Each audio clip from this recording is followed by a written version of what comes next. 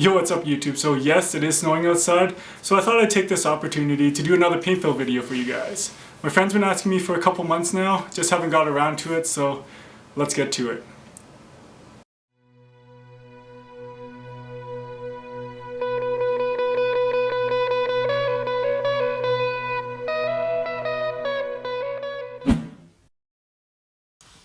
Alright guys, so to start off this video, we're going to go through what we need to paint this putter. I like to use some heavy body paint and varnish remover, some acetone, and sometimes some isopropyl alcohol, but in this case I didn't actually use it. You're going to need a couple applicators, a couple tees, and a couple fine tips. The paint I choose to use is an acrylic paint made by Tamaya. It's available locally here, so it's just easy for me to grab. I'm not actually going to even paint this putter red, but I wanted to see how close the clear red matched the factory Scotty Cameron red, and it wasn't bad considering how old the putter was. I am, however, going to be painting it with a clear blue, as well as black, which I decided on after filming. As far as applicator tips, I highly recommend these ones I got at Great Hobbies. I think I paid about $10 for 24 of them, so they're not that expensive, but because the tip is so fine, you're able to control the flow of paint a lot better than any of the other tips that I've used in the past. As you can see here, the tip is extremely fine, so if you have a steady hand, the tip actually fits right inside the letters and you wouldn't even need to do any cleanup at all. Alright, so my friend's putter was actually missing 2 of the red dots, so I thought before I stripped everything I would clean out these little dots and apply paint and see how close the paint would match.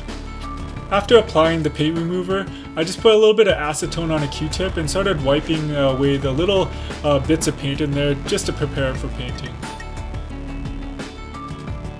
Sorry about the bad angle here, but yeah, I just put a little bit of paint in here. I'll show the technique a little bit later. This is just to see how well that red would match. The results were okay.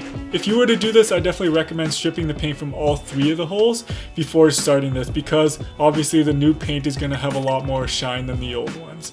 But overall, I definitely think it turned out okay. Alright, so now on to actually painting the putter. This is definitely the most boring part of the job, but you have to be really careful during this process because if you're not careful, it's definitely going to show up in your final results.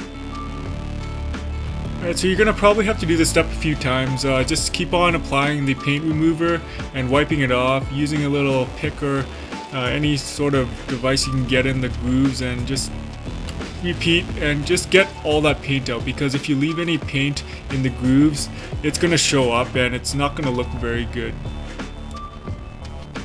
You could also use acetone to remove the paint, but it does take a lot longer, so I would recommend this paint remover route.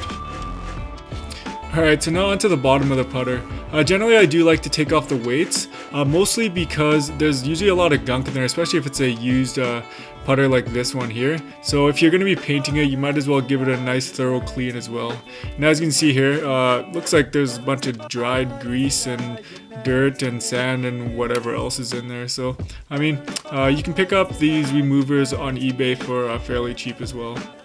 Alright, so same old stuff here. Is there anything else you guys would like me to add in these videos? Yeah, so if there's a technique or something I haven't really shown very well in these videos, just leave it in the comments below and I'll make sure to put it in the next video I make. So if you've taken your time, your putter should look something like this. There's absolutely no paint on my putter whatsoever. It's going to give me a nice clean slate to start painting.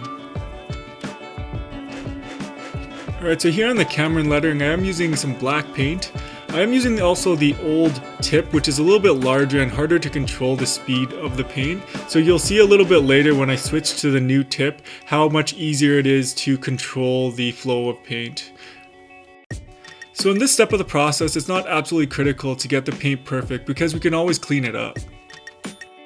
If you did apply too much paint, wait until the paint fully cures before you try to clean anything up. Here I just have a little bit of acetone on some toilet paper, and I'm just going to lightly wipe the surface. You really don't want to push hard because if the acetone touches the inside lettering, you're really going to take away that shine of the letters. Now on the bottom of this putter, the letters are extremely small, so it does make it a lot harder. I wish I would have had the tips you'll see in the next part of this video, but with the overflow, we can just use that same technique I just went over. And the lineup line's really straightforward. It's a huge channel, so you shouldn't have any problems here. So this is a new applicator tip I was talking about. This is actually the first time I've used it, so as you can see, the paint's coming out a lot slower than I was really expecting it to, but it will make doing the small letters, especially on the bottom of the putter, a lot easier.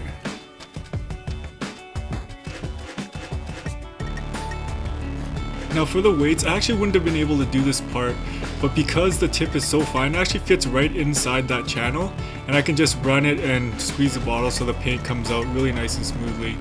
And doing the numbers on the weights are just as easy to do as well. I did still get a little bit of overflow, but cleanup was easy enough. Alright, so with a little bit of practice, it did make it a lot easier. Even though these dots are a lot larger, I just felt that I had a lot more control filling them in. I also forgot to mention, after I finish painting a side, I do cover it up too. This is just a little case from my GoPro. So now onto the bottom of the putter. This part was a little harder with the black paint and the larger tip, but as you can see now, there's pretty much no overflow, and the job on the bottom was really easy. But yeah, that's pretty much it. I'll end this video with some clips of the final results, and yeah, hope you guys enjoyed.